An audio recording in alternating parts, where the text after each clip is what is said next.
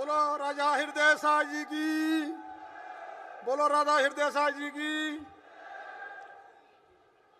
समय कम है, बातें ज्यादा हैं, इसलिए शॉर्टकट होना चाहिए, शॉर्टकट। हमारे मंच पर बैठे मंचासीन राजा हृदय साह के वंशज वीर महावीर पुरुष, ये मंच सजा हुआ है।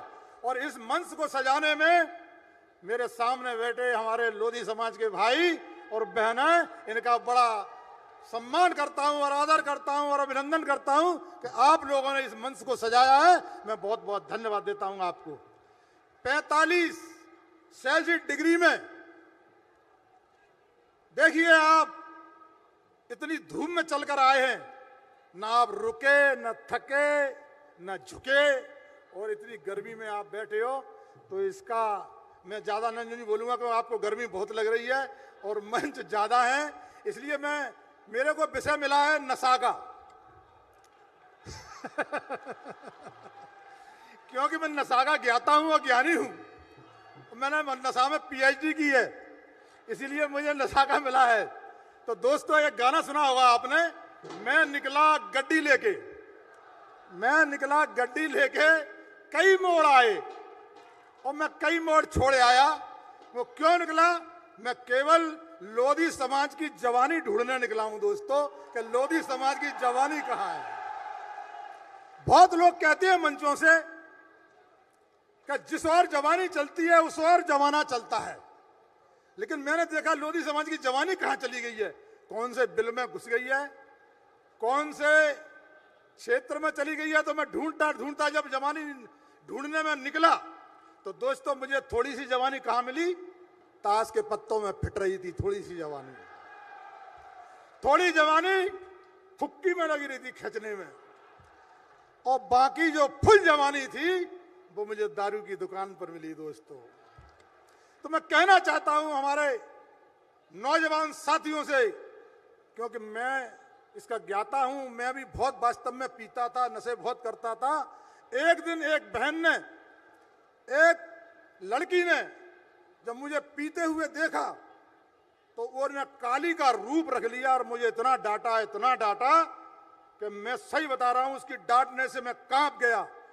बोला, लोधी समाज तुम पे आस लगाए बैठे हो और तुम इस दलदल में घुसे बैठे हो। दोस्तों, उसने इतना डांटा कि मैंने कान पकड़ लिए दोनों हाथ से और माफी मांगी कि आज के बाद में कभी नशा नहीं करूंगा दोस्तों। इसलिए मेरे भाइयों, मैं आप लोगों से कहना चाहता हूं, जैसी मेरी गड्डी दारू की दुकान पर पहुंची तो मुझे वहां लोधी समाज के लोगों का वहां पर जवानी दिखी। मुझे कोई चिल्ला रहा था, कोई गा रहा था, कोई नशे में झूम रहा था। मैंने देखी ये है जवानी दोस्तों।